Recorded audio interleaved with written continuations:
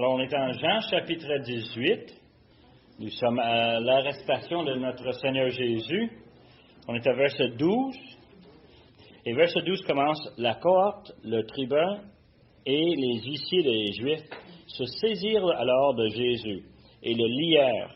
Ils l'amenèrent d'abord chez Anne, car il était le beau-père de Caïphe, qui était le souverain sacrificateur cette année-là. Et Caïphe était celui qui avait donné ce conseil aux Juifs. Il est avantageux qu'un seul homme meure pour le peuple. Simon-Pierre, avec un autre disciple, suivait Jésus.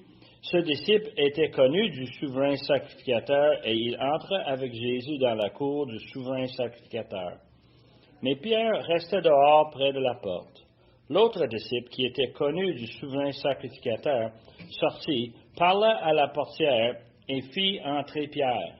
Alors la servante, la portière, dit à Pierre: « Toi aussi, n'es-tu pas des disciples de cet homme? » Et il dit: « Je n'en suis point. » Les serviteurs et les huissiers qui étaient là avaient allumé un brasier car il faisait froid et ils se chauffaient. Pierre se tenait avec eux, se chauffait. Le souverain sacrificateur interrogeait Jésus sur ses disciples et sur sa doctrine. Et Jésus lui répondit: « J'ai parlé ouvertement au monde. J'ai toujours enseigné dans la synagogue et dans le temple où les Juifs s'assemblèrent, et je n'ai rien dit en secret. Pourquoi m'interroges-tu? Interroge sur ce que je leur ai dit ceux qui m'ont entendu.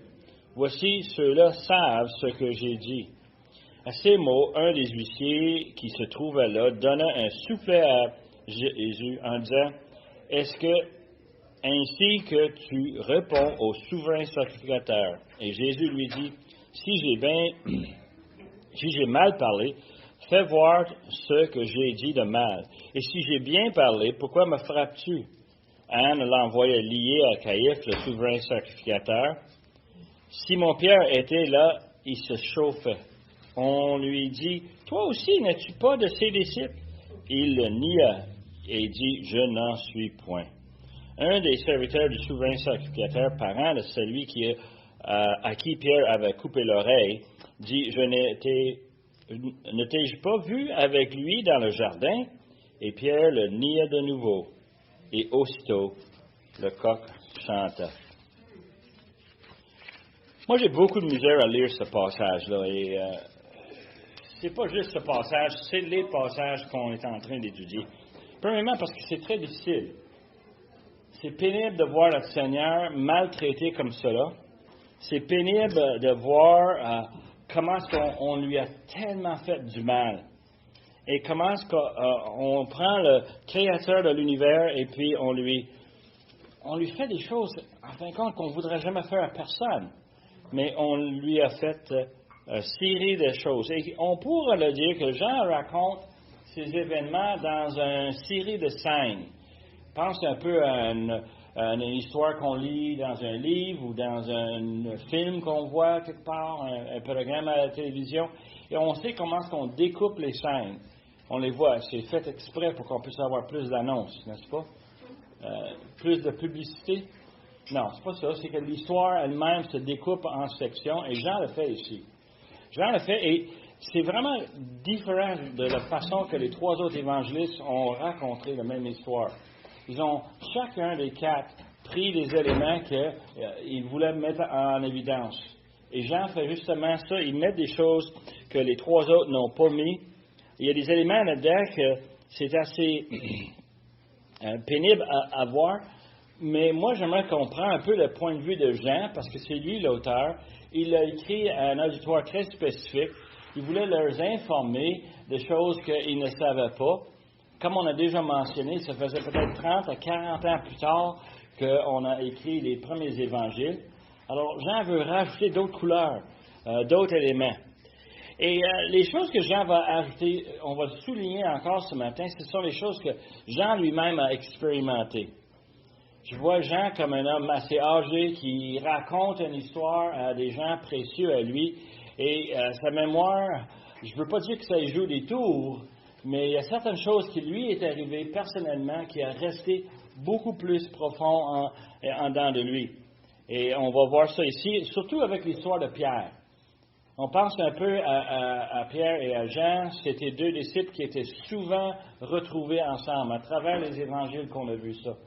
Et on a l'impression que Jean a une perspective sur Pierre que les autres apôtres n'avaient pas. C'est un peu comme moi et mon frère, j'ai un frère aîné.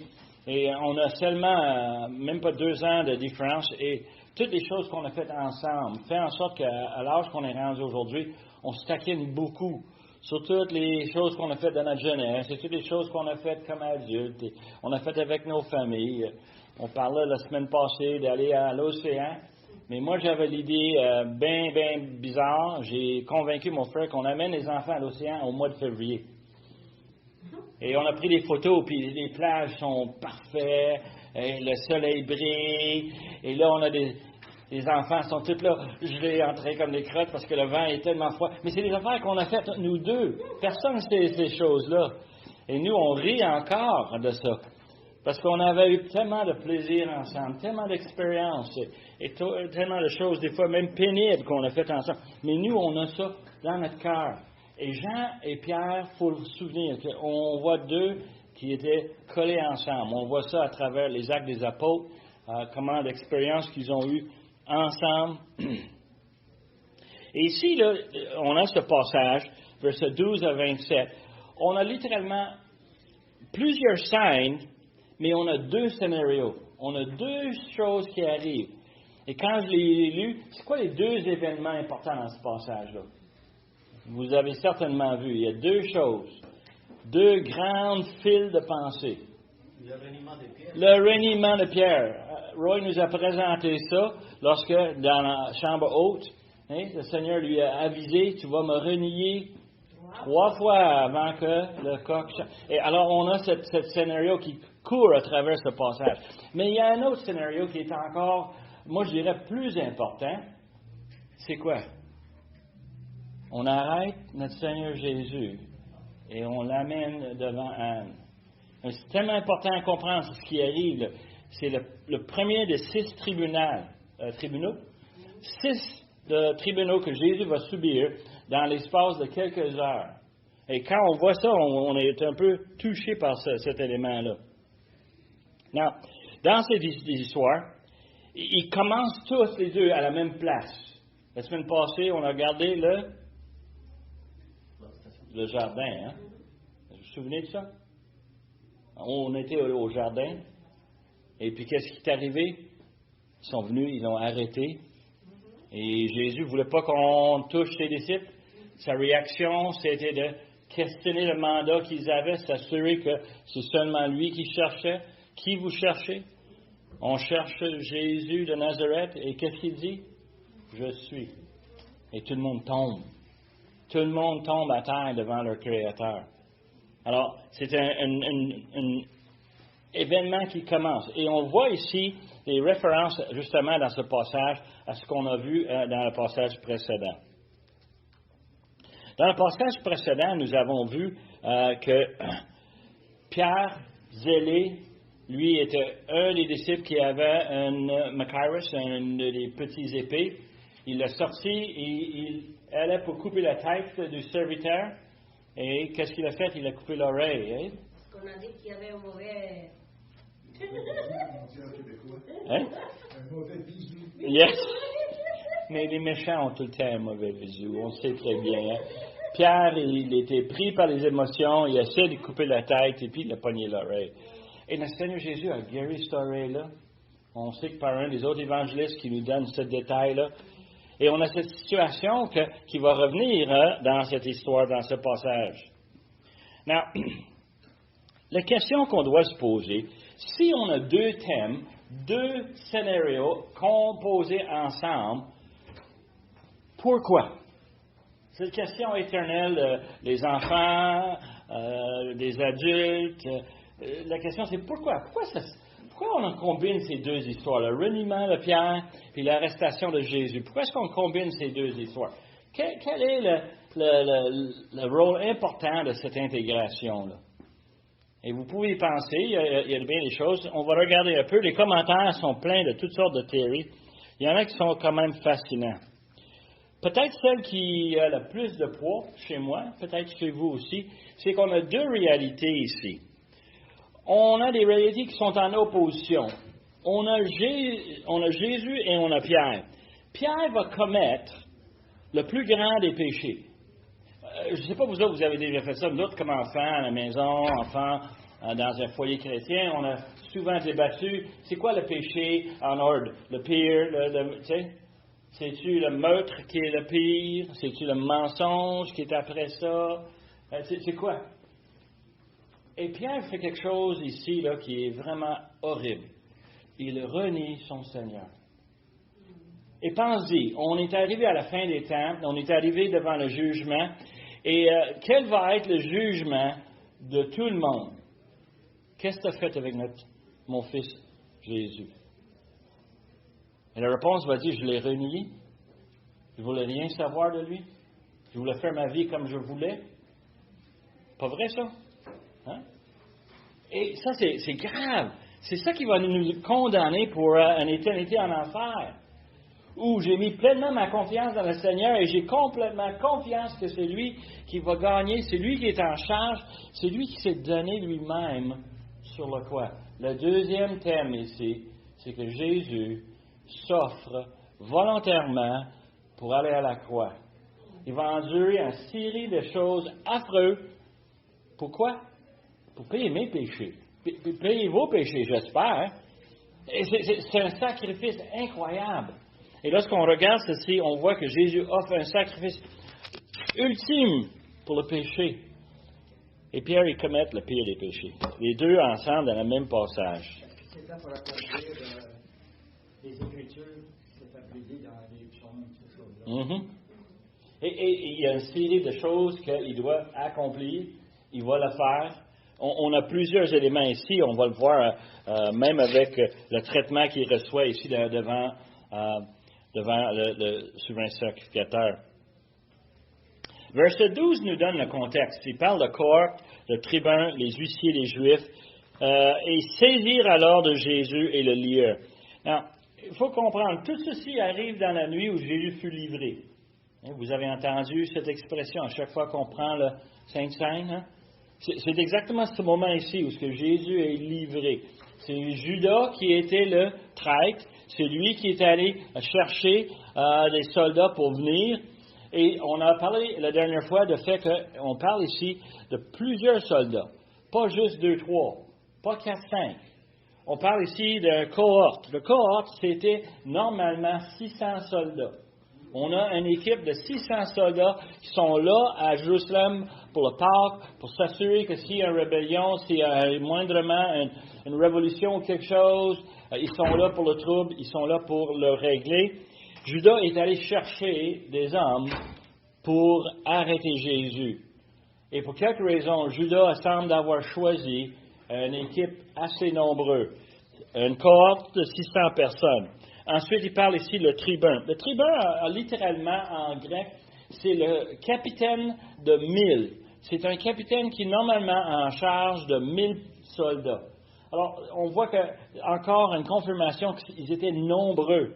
Ensuite, on parle ici des huissiers des Juifs. Les huissiers, on avait à peu près 200 officiers du temple. C'est des hommes, ils n'avaient pas le droit d'enlever la vie, mais ils se promenaient avec des bâtons. Et ils s'organisaient que tout le monde restait tranquille, tout le monde restait en ligne, avec tout le bruit, avec tout le brouhaha, les agneaux qui s'en venaient pour le sacrifice. On en avait besoin d'avoir ces gars pour garder l'ordre. Et ils sont venus avec le cohorte, avec le tribun, avec Judas.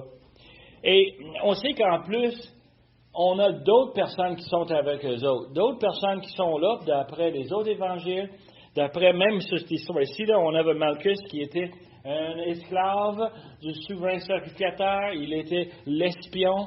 C'est lui qui faisait le reportage de ce qui se passait. C'est lui qui servait comme témoin. Et on allait l'amener. Lui n'était pas seul. Il y en avait plusieurs comme lui qui faisaient partie de la foule. Et on avait cette énorme foule qui venait chercher Jésus. Now, ils sont allés le chercher dans le jardin de Gethsémani. Ils saisirent alors de lui et le lièrent. Non, nous autres, on voit tellement de programmes à la télévision, on sait très bien que quand tu as un bandit, que tu l'arrêtes, tu quoi? Tu attaches les mains, hein? Au minimum. Tu ne veux pas que le gars s'échappe. Alors, cette logique de l'attacher, c'est normal. Moi, je me demandais un peu pourquoi Judas il amenait tellement de monde, pourquoi il voulait lier le Seigneur. Il y en a qui disent c'est parce qu'il s'attendait que Jésus va faire un miracle. Il va se libérer comme un truc de magie. Il va se rendre libre et il va prendre le pouvoir.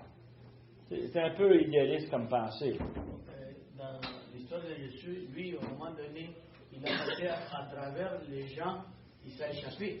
Comment il a fait ça? J'ai tout le temps pensé. Moi il a aussi. passé entre les gens, Yeah. il est parti et personne ne l'a saisi.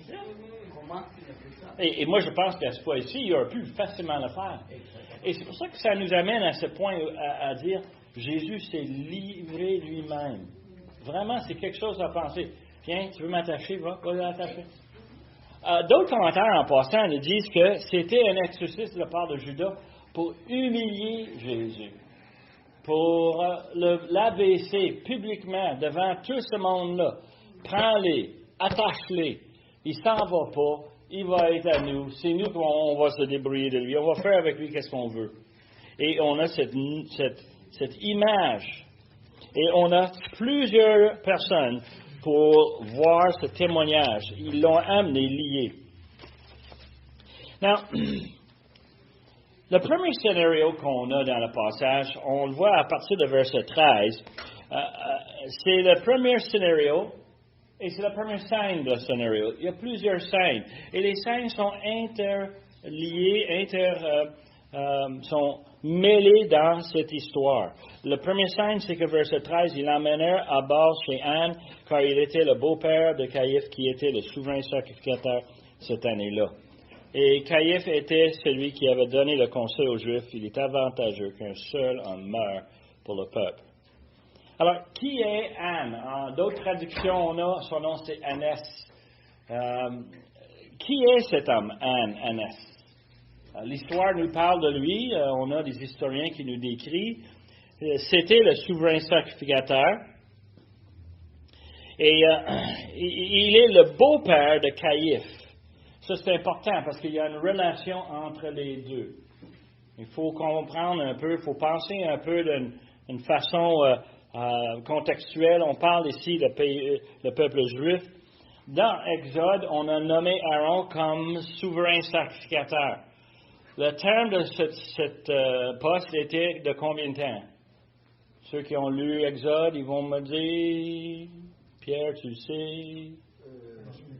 Tu te souviens, comment? Toute sa vie jusqu'à la mort. C'était une vie une poste à vie, c'est justement. Et on a dit ça à Aaron, on a dit ça à les fils d'Aaron. Et on en voit cette relation, c'est que c'était une poste familiale. On donnait le souverain sacrificateur. Et à travers les Écritures, dans l'Ancien Testament, on voit cette image. Dans 1 Samuel, on a le souverain sacrificateur s'appelait Élie. Il était sacrificateur jusqu'à sa mort. Et c'était normal que le sacrificateur prenne le rôle à vie. Et que quand il mourait, c'est ses fils qui prenaient le relève. Très, très typique en passant dans la pensée juive, c'est que moi, je vais faire ce que mon père faisait. Si mon père était ébéniste, moi, je vais être ébéniste. Si mon père était fermier, bien, moi, je vais être fermier. Et on avait littéralement ces habitudes inculquées dans le comportement juif. Alors, c'était normal que le souverain sacrificateur, sa famille, prenait sa place. Mais il est encore en vie. Parce qu'il nous dit que Caïphe était le souverain sacrificateur cette année-là. Et il y a quelque chose qui est arrivé. On appelle ça l'Empire romain. Eux autres, ils n'aimaient pas ça qu'un homme puisse être en pouvoir si longtemps. Eux autres, dans leur esprit, c'est que le plus longtemps qu'un homme est en pouvoir, le plus de chances qu'il va en profiter et il va monter des révolutions contre nous. Alors, eux autres, ils ont déterminé. Dans l'an 6, Anne est devenue souverain sacrificateur. L'an 15, le gouverneur romain a dit, c'est assez, c'est plus toi. Et ça, les Juifs ont dit, mais c'est correct, mais il faut que ça reste dans la famille. Parce que nous autres, Nos souverains sacrificateurs viennent de père en fils, et ainsi de suite.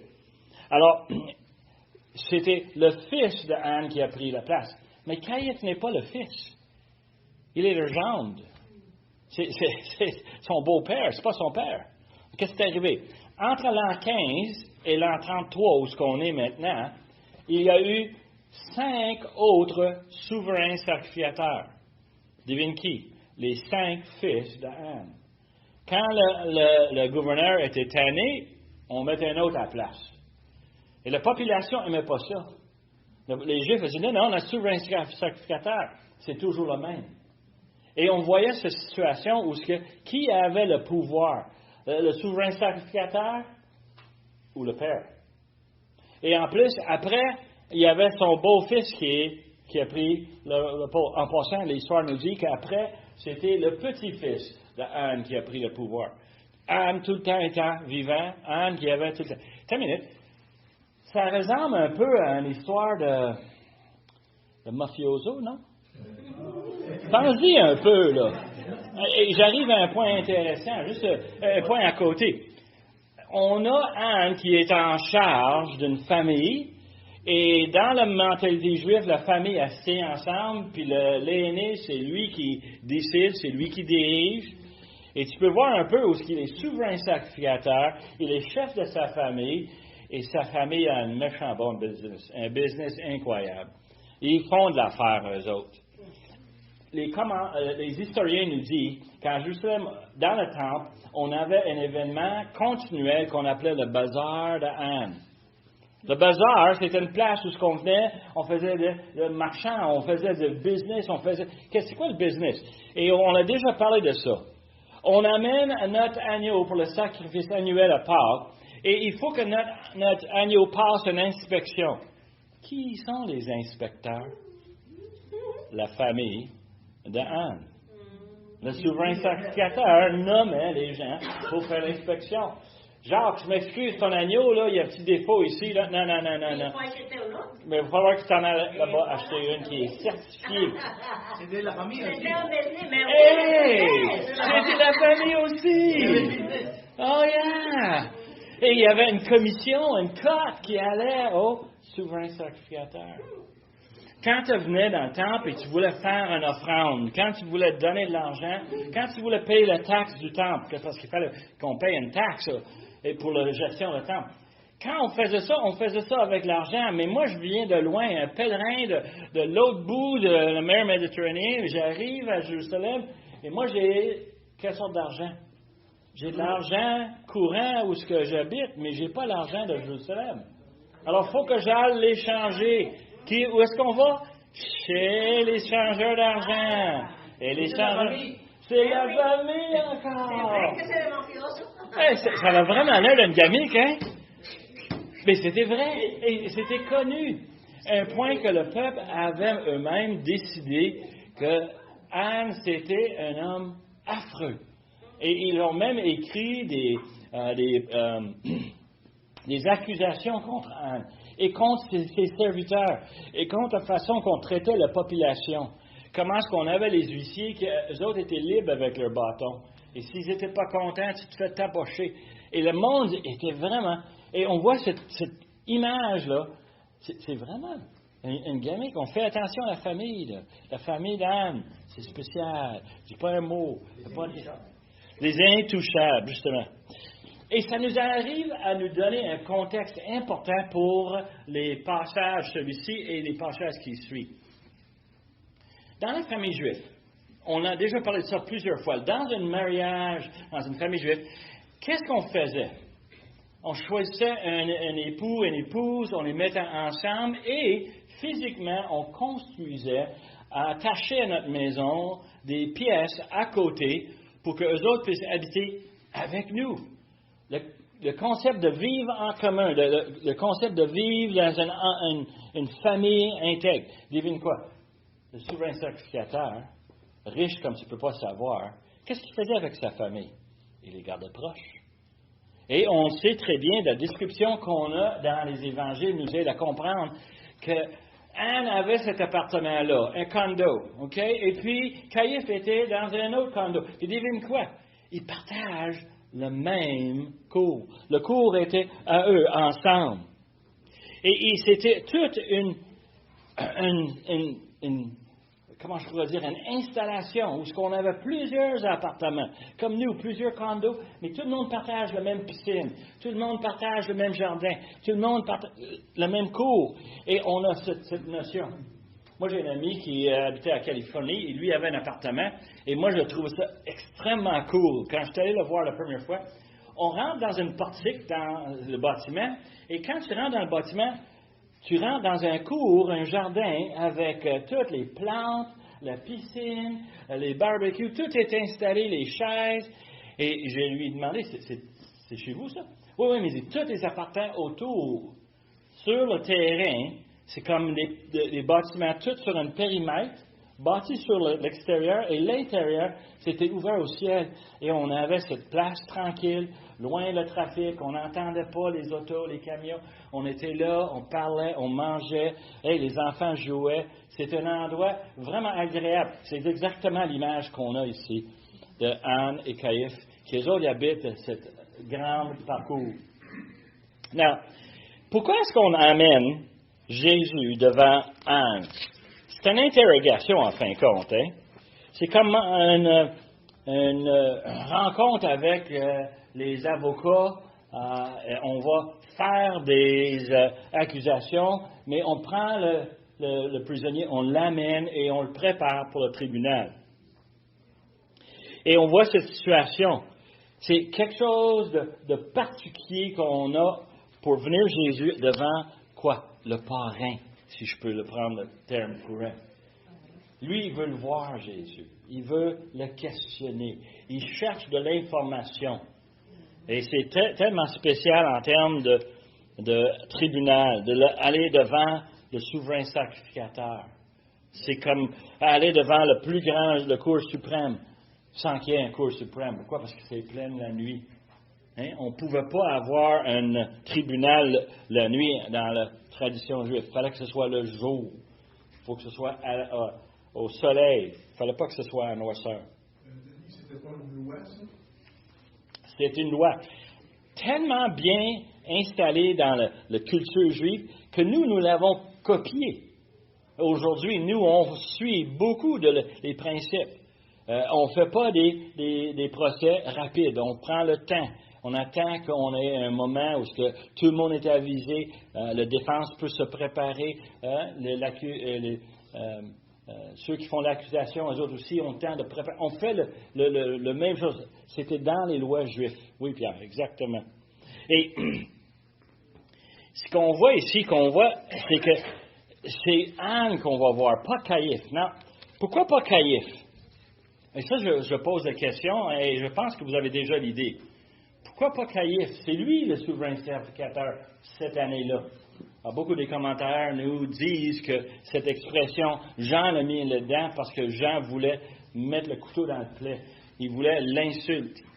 Caïphe, c'est juste le temporaire. C'est pas toi le vrai souverain sacrificateur. Et c'est une notion qui était commune parmi les Juifs. Anne était vraiment celui en charge, et tout le monde le sait. On amène Anne en premier parce que c'est lui qui va décider quoi va arriver. Caïphe, il joue juste un rôle. Et justement, Jean prend le temps là aussi de rappeler à notre esprit que dans Jean chapitre 11, il a dit quoi? Il a dit que vous n'entendiez rien, vous ne réfléchissez pas dans votre intérêt qu'un seul homme meure pour le peuple et que la nation entière ne périsse. Évidemment, la discussion dans Jean 11, c'est au sujet de quoi? C'est le Sanhédrin qui ne veut pas perdre leur pouvoir. Ils ne veulent pas être enlevés par les Romains à cause d'une révolution que Jésus pourrait commencer. Eux autres, ils ne veulent pas perdre leur business. Ils ne veulent pas perdre leur pouvoir, leurs autorités. Et en disant cela, il est en train de dire quelque chose de beaucoup plus profond. On l'a vu dans Jean 11. C'est qu'en disant ça, on veut se protéger. Il est en train de dire il faut que quelqu'un meure pour la nation. Et nous, on sait très bien que ce n'est pas juste pour la nation, mais c'est pour le monde entier. Pour ceux qui vont mettre leur confiance dans notre Seigneur Jésus. Il va mourir pour eux. Alors, les principaux sacrificateurs, eux autres, ils attendaient un peu qu'est-ce que Anne va dire. Mais Jean, dans cette histoire, nous coupe l'histoire avec le deuxième scénario. Il nous donne scène numéro 1, que je trouve encore très intéressant. Surtout la façon que Jean le raconte. Souvent, quand on lit une histoire, c'est pas juste qu'est-ce qu'on lit, mais on lit entre les lignes, n'est-ce pas? Il y a plus d'informations cachées en arrière et un peu le jeu de détective, on arrive à avoir une image encore plus détaillée, plus colorée que simplement le passage. Il disait que Simon-Pierre, avec un autre disciple, suivait Jésus. Et ce qui est fascinant, c'est que ce disciple était connu du sacrificateur, le souverain sacrificateur. Et il entrait avec Jésus dans la cour du souverain sacrificateur. Le cour de Anne, c'est aussi le cours de Caïphe et de tous les autres membres de la famille. Ils ont toute leur place autour. Et on arrive dans cet endroit et pour quelque raison, l'autre disciple, il est connu à un point qu'on lui laisse entrer. C'est un petit peu comme si Jacques qui vient. Moi, je connais Jacques. Jacques, je le connais depuis quoi? Quelques années, là? Une décennie ou deux? Hey, c'est Jacques qui est là. Hein? Laisse Jacques rentrer. Parce qu'il est connu. L'autre disciple est connu comme ça. L'autre disciple, c'est Jean. Ah, tu penses, toi? C'est Jean. Moi aussi. Pourquoi? Bon, il y a plusieurs évidences qu'on commence à dire. C'est qui l'autre disciple? Et la première chose qu'on fait comme étude de la parole de Dieu, c'est on pose la question. Où d'autre, où est-ce qu'on parle de l'autre disciple? Puis il y a une place où ce qu'on en parle, on mentionne 4 fois l'autre disciple. Et les autres évangélistes nous disent qui c'était l'autre disciple les 4 fois. C'est Jean chapitre 20. Et chapitre 20, qu'est-ce qui arrive? Le tombeau est vide. Vite, vite, on s'en va au tombeau. Pierre, il va avec qui? Avec Jean. Avec l'autre disciple. Qui court plus vite. Qui court plus vite, justement. Et les autres évangiles nous disent que c'est Jean. Mais Jean, il s'identifie jamais. Qui était celui qui était à côté, sur la poitrine de Jésus, lors de le repas? C'est Jean, mais c'est le disciple que Jésus aimait. C'était pas Jean. Jean, il ne s'identifie pas. Et l'idée ici, c'est qu'on a un autre disciple. Une autre chose aussi qui est très importante à comprendre. Ici, on parle de relation. Depuis tantôt, je vous en parle, la famille. On devine, la famille a des branches partout, hein? Et devine où sont ces branches-là? Parmi les Lévites, parmi les sacrificateurs. Tout le monde qui travaille pour Anne, tout le monde. Et il y en avait des milliers. Mais il y en avait qui étaient plus importants que d'autres. Il y en avait qui avaient des rôles comme prêtres, où ce qu'on les mettait en première place, on mettait en avant. On ne mettait pas n'importe qui en avant. Anne s'assurait de mettre des gens fiables, hein, qui pouvaient gérer, des gens qui étaient proches à lui. Hein, qui ça? Well, on va faire le généalogie de recul. La mère de Jean s'appelle quoi? Salomé. Salomé est parentée avec qui? Marie, la mère de Jésus. Marie est cousine avec Élisabeth. Élisabeth est mariée à qui? Zacharie. Mais vous parlez de Jean-Baptiste. Non, je parle de Jean. Jean-Baptiste, c'est le fils de Zacharie. Mais le cousin de sa femme, c'est Marie. Le fils d'un cousin de sa femme, c'est Jésus. Marie, elle, est parentée avec Salomé. Et Salomé est la mère de Jean. Et quand on a, par exemple, le mariage, les noces à Cana, comment ça se fait que tous les disciples sont invités? Parce que c'est la famille.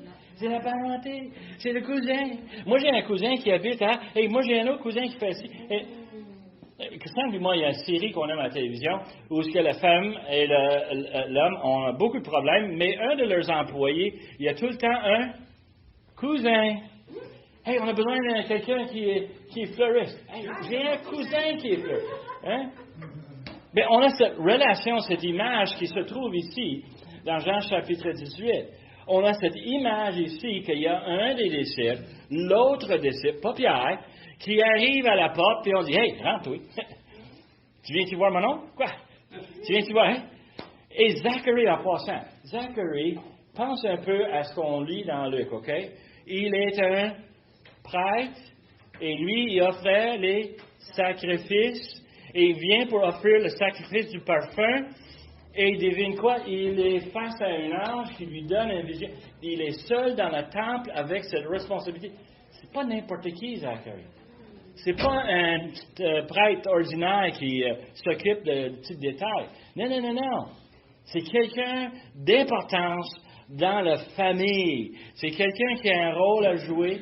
Et quand Jean arrive, parce qu'on pense souvent, moi et Roy, on est d'accord là-dessus, là, tout le monde dit, hey, c'est le petit Jean. Qu'est-ce que tu fais ici, Jean, soir? Tu viens voir tout ce qui se passe? Viens là, rentre. Et lui, il rentre, mais Pierre reste dehors. Et ce qui est fascinant, l'influence qu'on parle ici, c'est qu'il dit, verset 16, Pierre restait dehors, hein, près de la porte, parce qu'il voulait entendre. L'autre disciple qui était là, il tombe autour, il ne voit pas que Pierre est avec lui. Il est connu, il sortit par là à la portière et fit entrer Pierre. 2 fois, on nous dit que ce disciple est connu. Il doit être assez bien connu pour être capable de dire, hey, lui, tu laisses rentrer, lui, là, il est avec moi. Et quand tu peux imaginer cette scène arriver comme ça, tu peux le voir très facilement, où la fille qui tient la porte, elle entend ce qu'elle dit, Jean, et elle tourne à Pierre, et elle dit, toi aussi, tu es un disciple de Jésus? Hein? Et qu'est-ce que Pierre dit? Non, c'est pas moi. Hein? Pierre, c'est un pissou, OK? Pour tout ce courage qu'il a, c'est un peu heureux. Et une petite fille à la porte lui fait peur. À un point qu'il n'est pas capable de dire, non, moi je suis avec Jean, puis on est disciples, oui. Tout le monde doit savoir que Jean était disciple. Il s'est contrarié parce qu'il a dit à Jésus, je vais mourir avec toi, je préfère mourir. Je veux mourir avec toi. Mais rendu à la porte, la petite fille, qu'est-ce qu'il dit? Non, c'est pas moi. Hein? Quelque chose de fascinant quand tu vois cette scénario. Comment il paraît. Et on voit cette situation qui arrive. Et ensuite, lorsqu'il arrive, il y a un feu dans plein milieu de la cour. Comme je t'ai dit, un cours familial, la vie en commun. Il y a un anglais, on appelle ça un fire pit. C'est fun. Et la nuit, quand il fait froid, quand il fait noir, on a un petit feu, on se réchauffe autour. Il y a un paquet d'autres mondes qui sont là, qui attendent qu'Anne finisse son interrogation de Jésus. Et ils sont là en train de réchauffer. Et Pierre est là.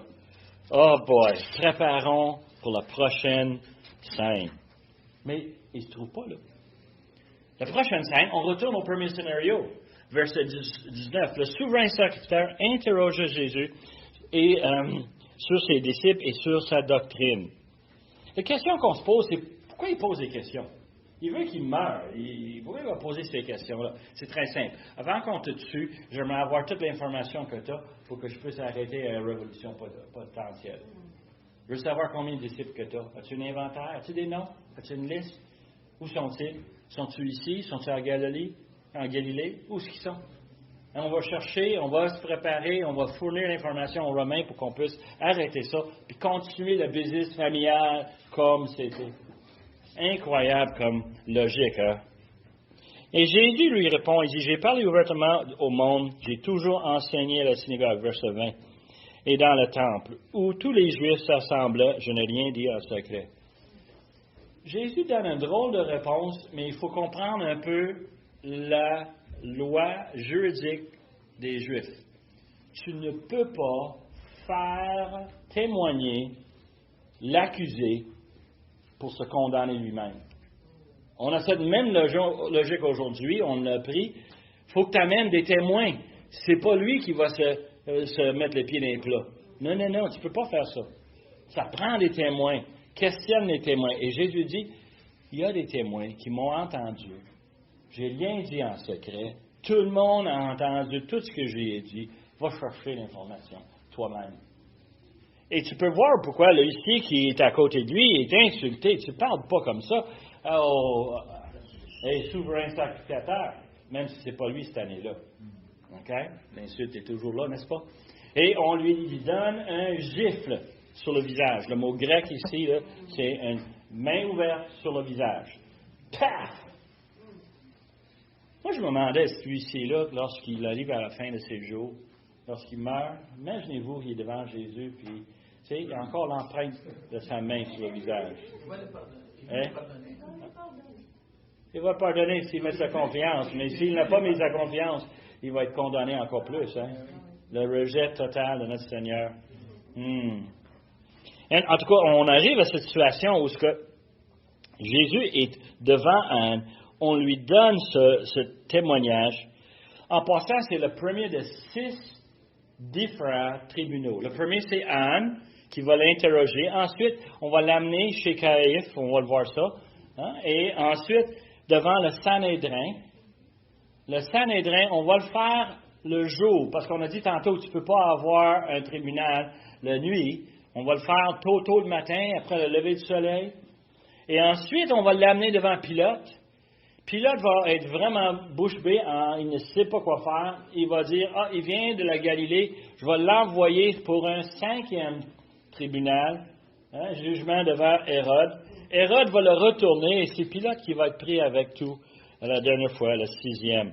Et on a tous ces différents tribunaux. Si on prend les 4 évangiles ensemble, on a une image beaucoup plus détaillée, plus complète de tout ce qui s'est passé ce matin-là. Mais l'interrogation est illégale, OK? Tu ne peux pas forcer un accusé de se rendre coupable par son propre témoignage. Tu dois avoir les témoins pour apporter des preuves. Tu peux seulement questionner les témoins. Et c'est pourquoi Jésus le répond de telle façon, OK? Il dit ça, j'ai rien dit en secret. Il y a plein de témoins, va chercher. Et Jésus sait très bien qu'est-ce qui va arriver. Alors, on arrive à verset 24, et là, Anne va envoyer Jésus à Caïphe. Non, il faut comprendre, l'image qu'on a, on a cet enclos, des appartements autour d'un cour super, et là, on va sortir Jésus pour l'amener voir le gendre de Anne, qui est maintenant, aujourd'hui, cette année-là, c'est lui le souverain sacrificateur officiel. Et verset 25 nous dit que Simon-Pierre était là, et il se chauffait. Alors Jésus passe, et Pierre est avec les autres autour du feu, et Jésus passe, et il va renier le Seigneur une deuxième fois. On lui dit, toi aussi, n'es-tu pas un de ses disciples? Il le niait, je n'en suis point. Ce qui est fascinant en passant, dans cette récit, Jean est tellement gentil envers Pierre. Il dit, il renie, je ne suis point. Dans les autres évangiles, on entend d'autres choses. Pierre va dire justement, je ne le connais pas. Il va commencer à sacrer. Mais Jean, je pense que Pierre était son ami. Il sait qu'il a péché. Il ne veut pas le rendre plus humilié qu'il faut.